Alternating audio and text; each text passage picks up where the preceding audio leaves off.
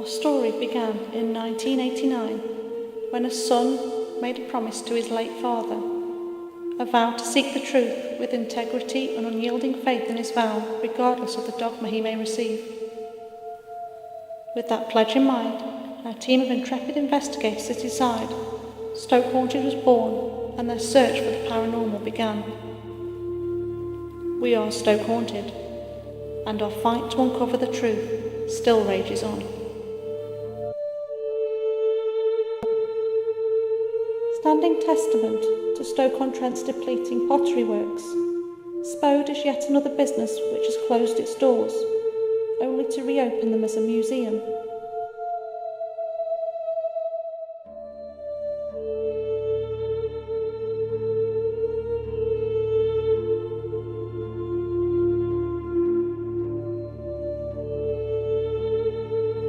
The Spode site is not just of historical importance, but is the centrepiece to Stoke town heritage.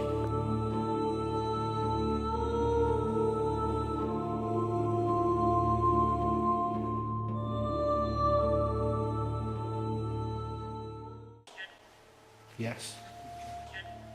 Yes. Yes. Can you tell us your name? My name is Andrew.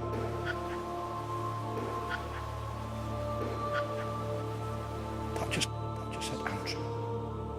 That just said Andrew. 2 syllables.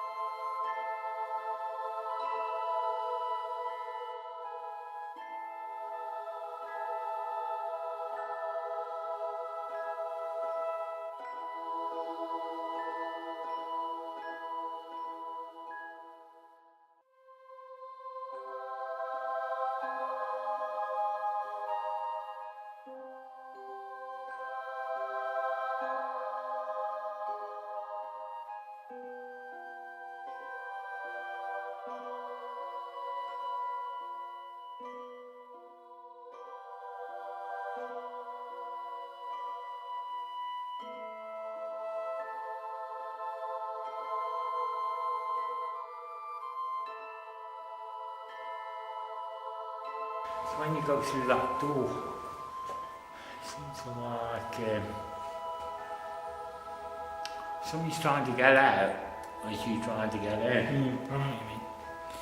What, this way then, Paddy?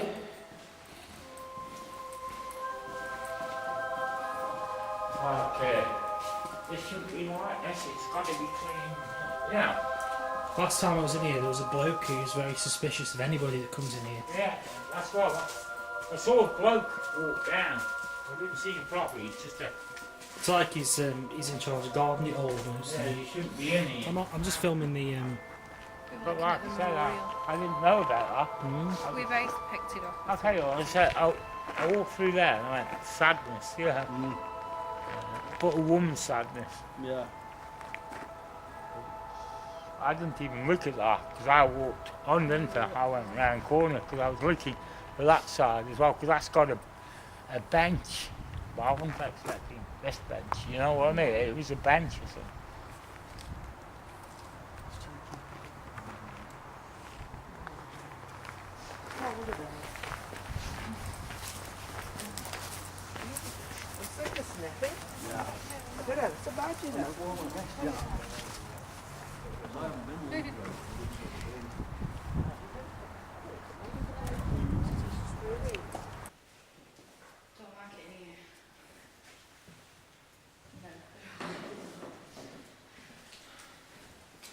Feel? Oh, you're freezing.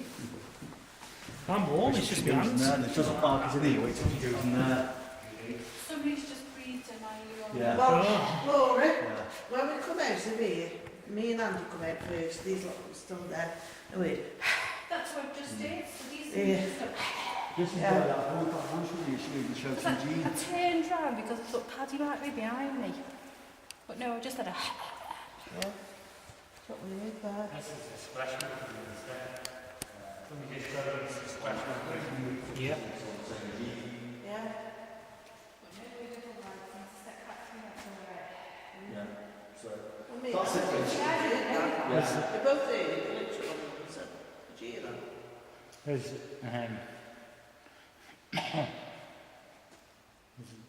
first thing it says, how dare you, I look after this room. I've just gone in there, she said, go to my workplace. She, why did I just say she? She. Because it's a woman. It's a woman.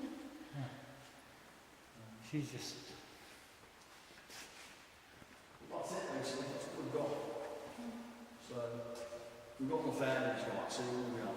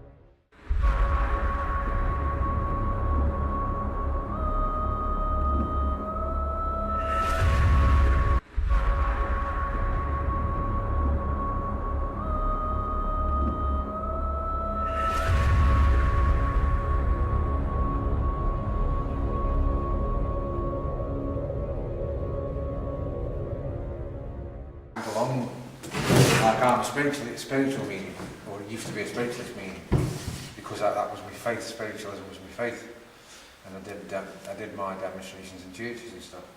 But you could be a Christian, you could be a Christian meaning, or you could be psychic. You never see Jewish? Or psychic meanings. The meanings come in all different levels. So you don't have, I don't think you have to attribute mediumship with a faith. The way I always describe it was, if you are being the communicator and the spirit has chosen you to be the communicator, you're the medium in that moment. And that's all a medium is the go-between, isn't it? That's what it means. So you're actually... How do you suddenly though, because like some people get it from a young age, I've heard people like they've been in their 40s and 50s and suddenly woke up and thought, I've got this special ability to speak to dead people. Well, some have been Me and close to Claire death are or the strokes. most non-mediumship people you can get, but we can sit in buildings and pick up on stuff. Now, that to me must be some kind of mediumship, because we've picked up on stuff that we don't know nothing about. And we've mentioned it to like a landlord, No, and probably well, the date's been right, or the name's been I've told you what I think I just about sit that. there and I just get like Terry Smith. You're being influenced, aren't you? Influenced without you. You don't have to have any kind of... You can walk into any room and pick up I any won't, you know. bits of information and probably not even realise. So, in your... Even down to like the way that you feel about somebody on your first meeting could be you being influenced by anything. That can be body language, anything, can't it? Yes. But that you would attribute that to a psychic ability rather than a medium. So can I just ask, is to believe in mediumship and getting a message from the other side and everything else like that, can you have one without the other, such as you can have no belief in religion as a whole? Yeah, because but still, communication has nothing to do with religion. It's about communication from one realm to another. Religion's a set of rules you attribute faith to.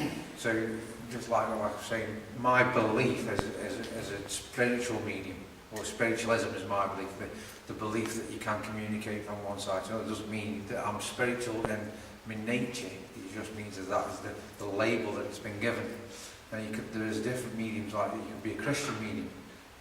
So you could go to, there's a church in Newcastle, it's called a Christian Spiritualist Church, or a Christian church for mediums, and they live by a different set of principles.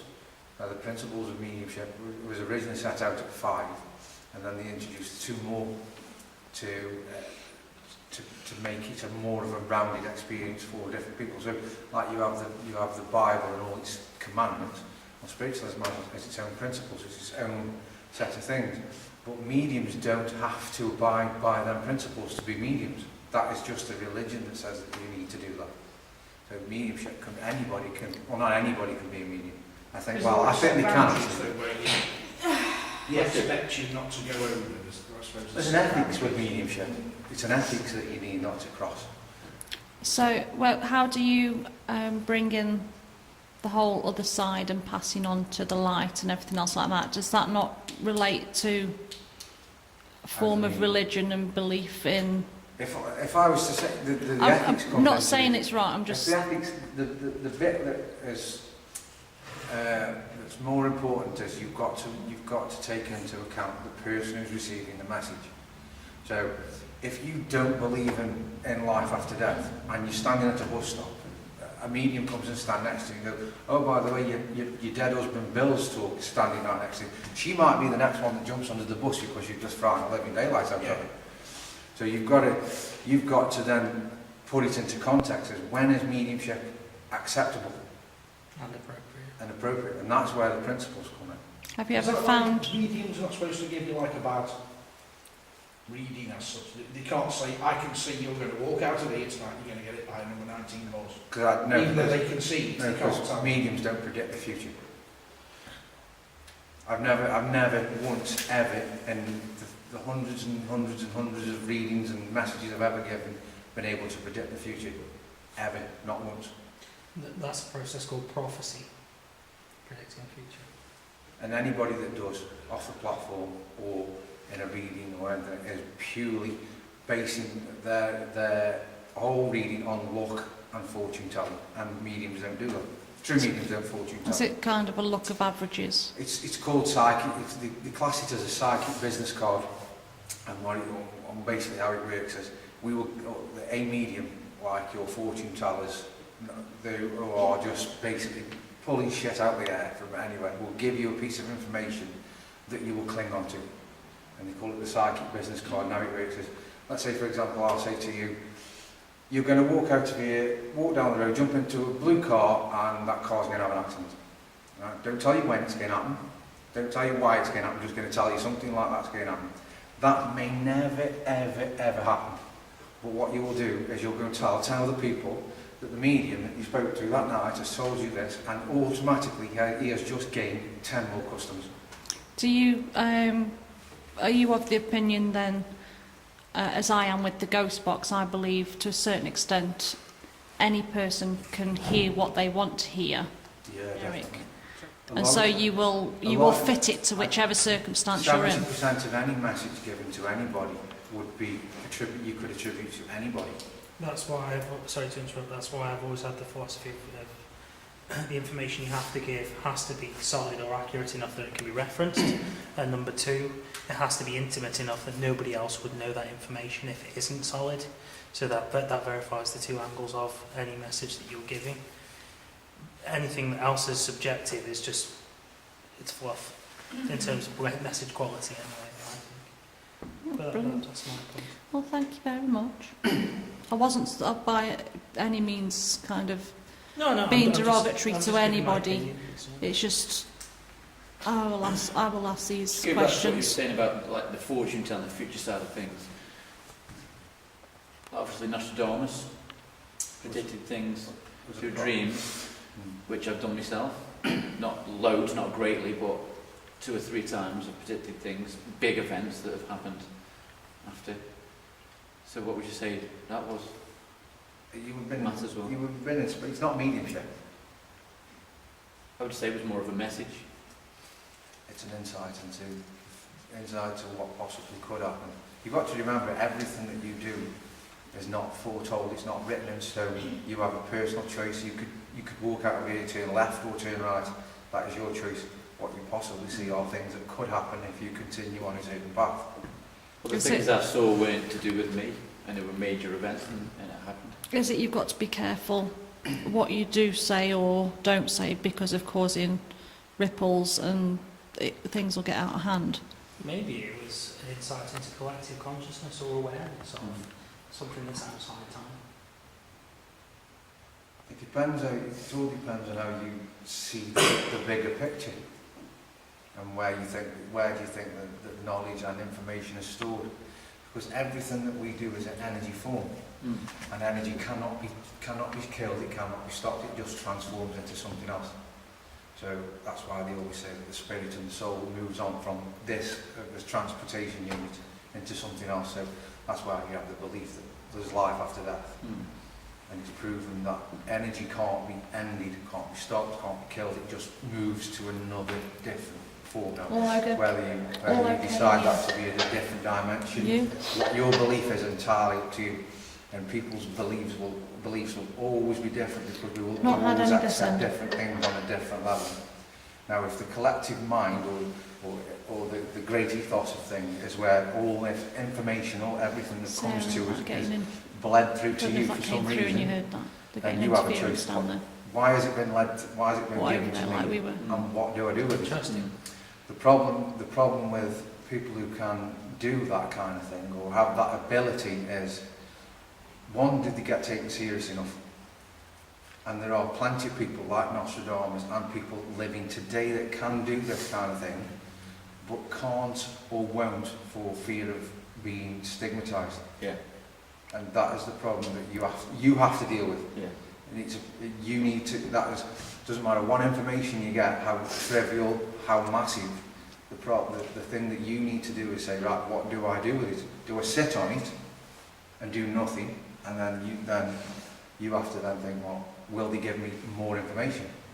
Will I still be that vessel for these things to come through? Because I've done nothing with what they've given me already. I think out-of-body experiences. We were talking about it earlier on. Out-of-body experiences can be controlled if you can trigger, if you have the correct trigger. So if you, let's say for example, know that you're about to go on to an out-of-body experience, the trigger I used to use when I used to do things, I always used to look at the ring finger. And as soon as I knew I'd got my ring finger and I could see it, I could then control where I went. After that, if I didn't get that trigger object, it would just be another dream. But that has been documented and proven that you can actually do out-of-body experiences, and it's been seen that as long as you've got subject A and you can control where the subject B is, the two can intertwine on the same dimension. But you have to control it. You have to be able to manage the dream. It's not just going on a one day, because you'll never prove it. Is it true then? What we generally do, it's not normally guided into when we do it. We normally Like, and it's not generally astral projection, it's normally like find your spirit guide or go to your secret garden or something like that, and you just project. Visualisation kind of. Yeah, and you just project anyway, don't you? So, You get the vibrations and everything there. How does everyone feel up here right now? It was a vivid dream I hope experience. nobody and thinks it that crossed over into reality a little bit there, so. I hope nobody thinks that I've been like too intrusive with questions or the type of questions that I've asked. It's just I suppose I that's used- why obviously, why I used you're to- here, I- really, isn't it? I used to You're do, into- when I used to do, on some of my platform demonstrations, I used to do question and answers, because I think there's a lot of misconception about what we do. I'm just interested in It's different good to clear people's the air, that stuff, perceptions. isn't it? You know, none of us know absolutely everything, so I'm all about learning, and I want to understand how this works, because I want. It's one of those Ask me a things. question. I think the only way we'll ever get to know how it works properly is when we actually find out how the mind works properly. Yeah, no, I'm on about. I want to learn enough to go from being a skeptic, and when I say skeptic, I don't believe in ghosts as such. How I see it is an energy, much like electricity was before anybody knew what it was or how to harness it. And so there is an energy around. We haven't learned what to do with it yet, or how to even replicate it. What would be your proof, though? I don't think I want proof in front. I don't think I'd ever believe what I saw as being that proof, or if it was, I'd find something else to look for. But I want something information-wise, learn enough, understand enough to tip the scale a little bit to bring me more over. The only thing is, if you found what you're looking for, What would you do with your Saturday night? yeah. I don't. That's My dad did the Houdini thing. When I die, because he was a believer, I'm an unbeliever. When I die, father and son conversation, even my mum doesn't know what it was. It was a 2-word password which I've never told a living soul. My dad says, if I come back, I'm not going to say I'm fine, I'm playing with the angels and with your granddad and grandma. I'm going to say 2 words, those 2 passwords, then you'll believe that I've come back. And that happened in 1986, and I'm still waiting. Matt's given me 1 word, Paddy's given me 1 word, which is, it's not an easy word to think, but they haven't like said the words together. So as far as I'm concerned, I need the 2. I need like Charlie Brown, and then that would be my evidence. But then, what would be my goal? Because obviously that spurs me on to do what I do now. Once I've got that, what would happen? Yeah, would you Would grind I- to a halt? Want to you try know? and I think communicate with him, or? I think by and large enlightenment is an addictive process, in the fact that you have to break down everything that you know already and everything that you believe to be true, throw it in the bin and start from scratch and learn what it actually is. And it's a hurtful process, but at the same time it's addictive, because as soon as you know the right answer to one thing, you want the right answer to everything else, and you don't stop. I mean, that's, I think, and once you get your proof that there is life after death, if you get it, then there'll be other questions that are raised, like, what's the journey like getting there, and what happens after, and what happens before? And The only thing I can't understand, and it pokes the shit out of me, like you and Alan have both said, when you die, you're an energy. So let's say you're a bubble, for the want of a better term. You're a little bubble. When people say they saw a spirit walking down there, this form that we're in now is either cremated or it's left in the soil.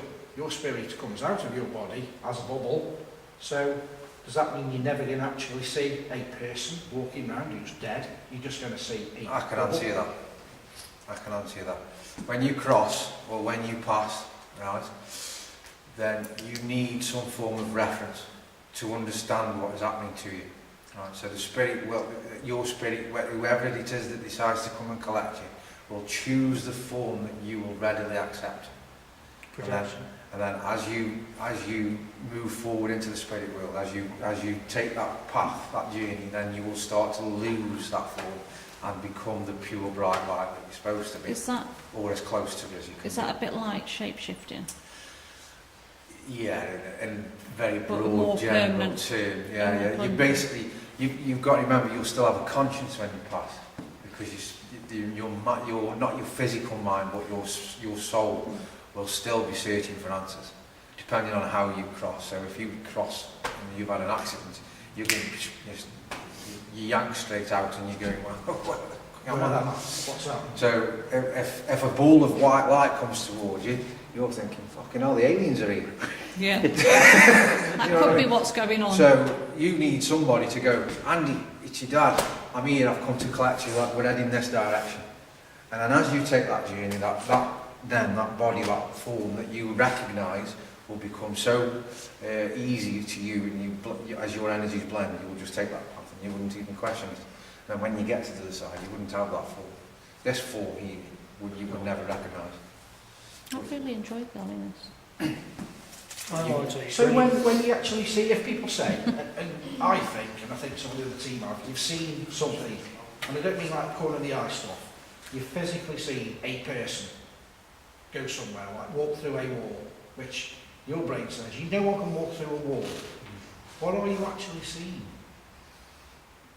Because obviously that person hasn't left their body, they're obviously wandering around in. How do you think you've seen it? This is a question I was going to ask Claire when she said about seeing ghosts and stuff. What do you think you actually see ghosts with? I mean, I don't mean to go into it. You know the difference between ghosts and spirits, I'm sure. I would say a ghost is something that's there, like a poltergeist. I don't know.